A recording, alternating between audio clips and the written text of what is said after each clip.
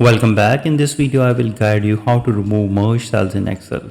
So for this, you need to click directly onto the merge cells or select a range of cells that contains the merge cells you want to split. And now look at the top menu bar and make sure you are on the home tab. And in the alignment group, find the merge and center button. Here it is.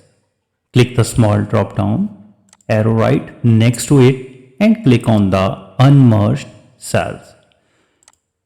Your cells will instantly split back to their original grid structure. Similarly, if you have merged multiple cells like this one, if this is merged, you just need to go to the home, click on the merged icon and simply unmerge cells, and here it is. So simply if you want to apply the same border, click on that, click on the painter format and select the all cells, and here it is. So this way you can easily remove merge cells in Excel. I hope this video helps you to understand how you can do that. If you think this video is helpful, please support my channel. Thanks for watching.